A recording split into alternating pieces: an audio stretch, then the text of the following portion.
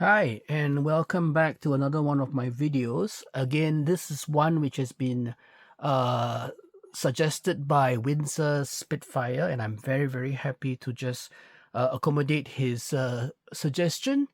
And it is the Matchbox 172 scale Boeing P-12E.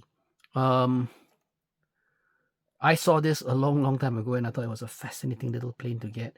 And I bought it from my friend, Morgan Hobbycraft or Hobby Bounties. This particular one is from Morgan Hobbycraft. They both share the same shop. So, long story, and I'll tell that to you some other time. It still has its cellophane on it, and I suspect it's beginning to cause it to bow just a little. So let me take this off. Something which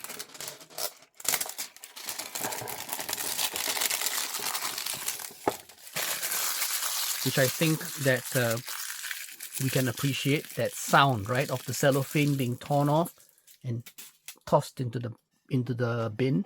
So there we have that box now, with no irritating glare or whatever. Very nice, obviously, very well preserved. Some slight damage. Nope, that was not damage. Oh, the price tag's still here. Okay, so this is your typical Matchbox kit with the Revel touch, right? The black, the yellow, the orange, and the red stripes there. And then a very nice bit of box art down there showing the aircraft and its very nice lines. And typical US pre-World War II markings, right? Very colorful. Okay. This side is again telling you that it's the Boeing P-12E. It comes in two colors, yellow and this darkish greenish brown color. And that's what it would look like if you build the kit and then paint it and just apply the decals onto it. So that's nice. That's the box end with that sticker still on, the original sticker. And then some descriptions. Level 2 again, skill 2. And then some of the description of the model in other languages. Well, English on top and followed by the rest of it. And then it's a 1983 Matchbox International Limited. Printed in Japan. So it's 1983. That's interesting. That's the back of the box. No longer the windows. That was a nice Matchbox touch, but they don't have that in the Revel era. And then you have two US Army markings options. Both are equally attractive. Both have that yellow wing, okay, and that olive green, olive drab kind of fuselage. This one has got bombs. And this one is the 95th Attack Squadron, US Army Squadron Commander's aircraft. And this is the 27th Pursuit Squadron. So this is like a fighter interceptor group, first pursuit group. Okay, both US Army and both have those very nice, colorful US interwar markings. So let's see what we have in the box. Yes, okay, this part's already open, so I'm just gonna pop that open here. Okay.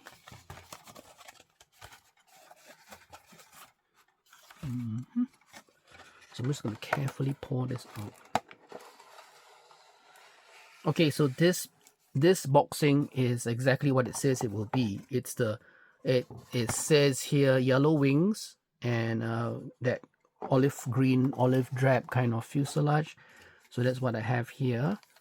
Decal sheet and the transparency is there. So let me just put this aside first for the moment.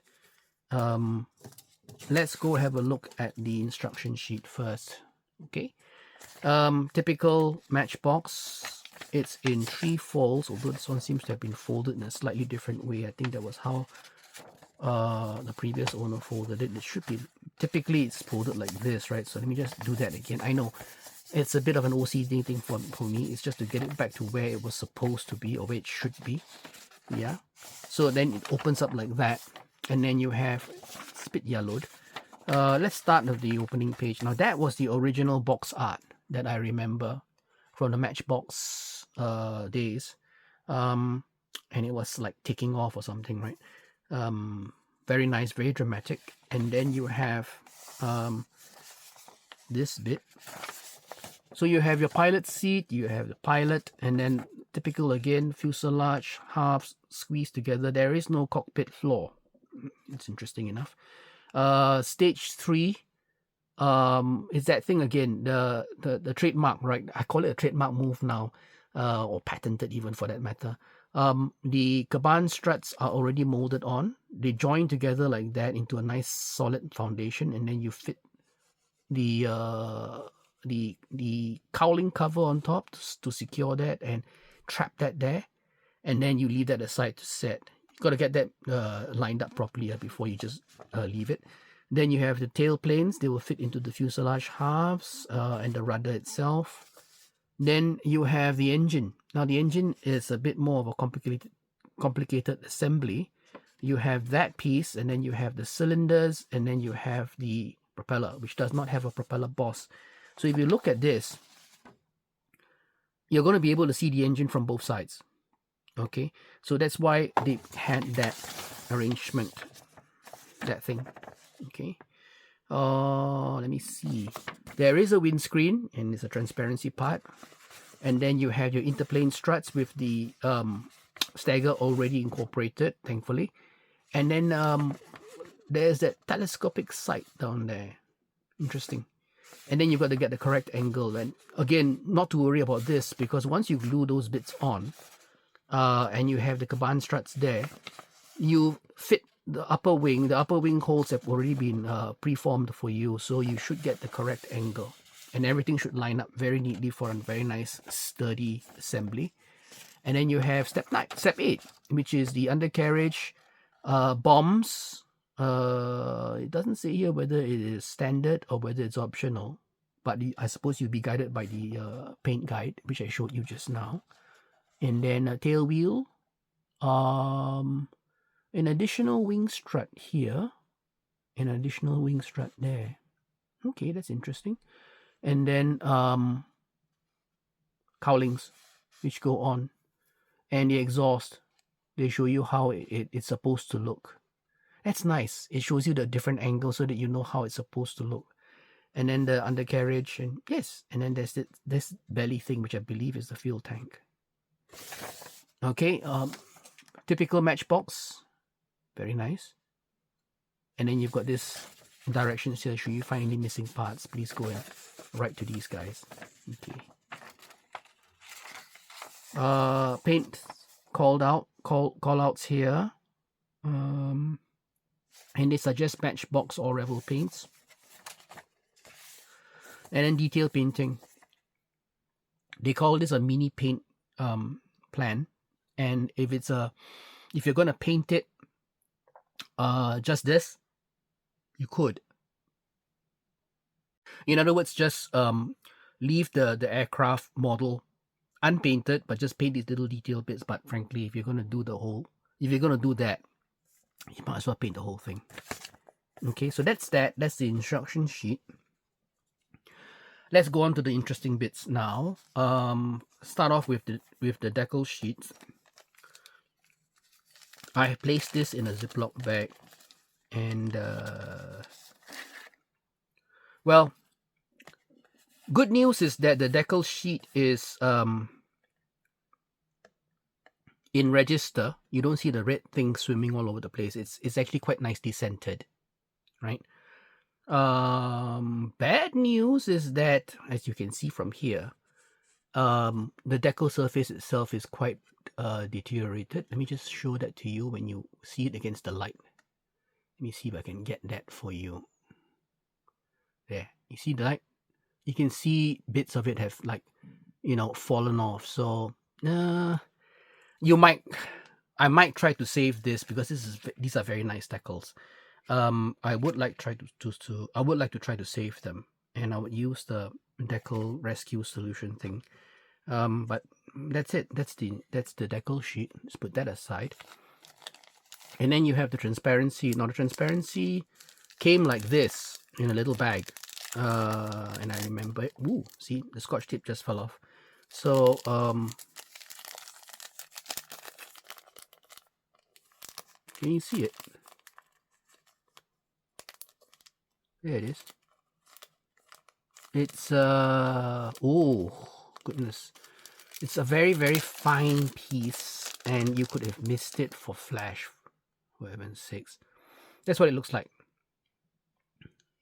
Okay, sorry, I was trying to get it into focus for you, but that's what it looks like.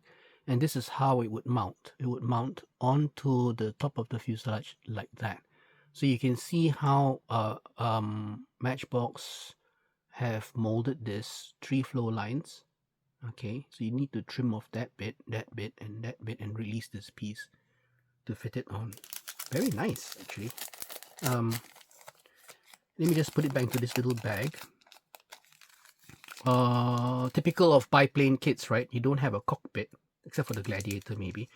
But for planes like this, you know, all you have is just a little windscreen, similar to the Hawker Fury. So I'm going to put that in. There, nicely secured. Fold that over. I'll probably put a bit of scotch tape on that again, just to replace the bit that fell off. Oh, there's still a bit more here. More of that stuff here. So let's put that aside here. And let's look at the parts themselves. Okay. And what do we see? This sprue, the yellow bit, this is the upper wing, and that's the lower wing. I don't know if you can see this, but the quality of the plastic seems to be a little bit different. Maybe it's because it's yellow. I don't know. But well, there you have the unfortunate Matchbox pilot again with that little wound in his tummy. Let me see, what else do we have? I don't know what this little piece is. Bombs. Never seen bombs of that shape before. Those must be the US type for interwar period. Wheels, very nicely formed with a little bit of a cone there. Very nice. Twin blade propeller. Okay. No propeller boss. And the tail planes. Now, the American aircraft seem to have this very fine lines all over them, and this has been reproduced by Matchbox. I don't know whether or not this is because it's some kind of corrugated kind of effect, right? Similar to the Ju-52. That's the tail, by the way. Fabric effect on the upper wing. Again, quite nicely done. I think I can live with this. Some detail here, like a little box of some kind down there. Okay, and then the moving surfaces here again, the ailerons, they have that rip effect here again as well. That's the undersurface. Oh, that's a bit of a sink mark right here. Not in a very visible spot, but it's there. So it's a bit of an annoyance. I'll probably have to go and try and fill it and sand it of some. And yeah, this one's going to get... this one hopefully gets hidden, but I don't think so. I think this is the underside of the lower wing. Yeah, I'm correct. So that may be visible unless unless maybe the fuel tank goes there or something. Okay, so that's the yellow sprue. Let me just put this down here. Okay, and then the last sprue up. There were only 2 sprues in this. Interesting. Huh? If you look at the surface here, very fine row of rivets. I'm assuming then that because the aircraft had a metal fuselage, not the fabric kind of fuselage which the Hawker aircraft had. You have the front end of the cowling, and you have some cooling gills here, and a recess here, which I think is for the undercarriage. Yes, and then there's the upper part, which is used of the cowling, which is used to trap the cabin struts mountings. Yeah, with gun troughs molded in, and with the muzzles of the guns, I think, included already. Yeah, I think they're there. Pilot seat, part of the engine. That's the bit that goes behind it. And then the cylinders. Okay, so I think this part goes here like that, and then that part goes onto the fuselage. That's that big fuel tank thing underneath the fuselage, the belly, and so I think that should hide that sink mark. And then those are the two halves of the cowlings, which will go round where the cylinders are. That's nice. Let me see. That's the telescopic sight, and those are the additional struts which go into the wing. And then those are the undercarriage legs, right? And those bits there go into the fuselage. Okay. The cabin strut parts are here, and then those are the interwing struts. Okay, so there you have it. This looks like a very decent kit. It's tiny, isn't it? I mean, that's the size of it. It's very, very small, but small but perfectly formed, I suppose. I don't know. Don't see very much in the way of trench marks. I always felt that I think that was not a very fair observation of Matchbox kits, to be honest. So far, anyway, I'm looking at all the kits so far, and I don't really see evidence of that majorly. I don't know. I could find them maybe in the bigger kits like the Canberra or the B-17s. Maybe I'll have a look when I do find the kits. I do have them lying around, so I should be able to show them to you as well. But there we are. That's strut. That's a sprue. The two sprues which come in the kit, yellow and green. So it's exactly this marking. So this is exactly what should be in the box, and it comes like this. This is all you get in this boxing, and I'm quite pleased with it. The quality of the plastic on this one looks a little bit suspect, but again, I can live with that. That is a bit of a disappointment, but I think I mean, I've dealt with these before. That one, let me show it to you one more time. That's bad, isn't it? But it's on the underside of the wing, and it should basically be hidden very much like down here. So unless you really go looking for it, you're probably not going to find it. And if I do a bit of scraping with a knife, which I'm good at, I should be able to remove most of it and try to maintain that nice rib structure. Okay, so anyway, thank you very much for joining me for another one of these videos. Thank you to windsorspitfire for suggesting this. I think this was nice, and I'm glad that I had this kit in the stash to be able to talk about it. And please do keep the comments coming in, and suggestions, of course. If you have something which you really think that you would like to see or see again, you know, like for example, I don't know, a nice jet kit like maybe the Matchbox Canberra, or maybe a 4-engine bomber like the Halifax, or maybe, you know, some armor kit, you know. And I'm quite sure there are people out there who may want to see, you know, do you have the latest mini art tank, for example, the T-55 or whatever. Please do suggest them, and I will see whether I can help you, and I can see whether I can find them. It's always great fun to do these and to share this with you, especially these older vintage kits, which bring back so many memories for me, and for you, hopefully. And stay tuned. I will be back with more videos, and watch this space. And until then, until the next video, please stay safe. Happy modeling. Watch out for those blades, and whatever it is, find joy and peace when you build your models. Thank you, and take care.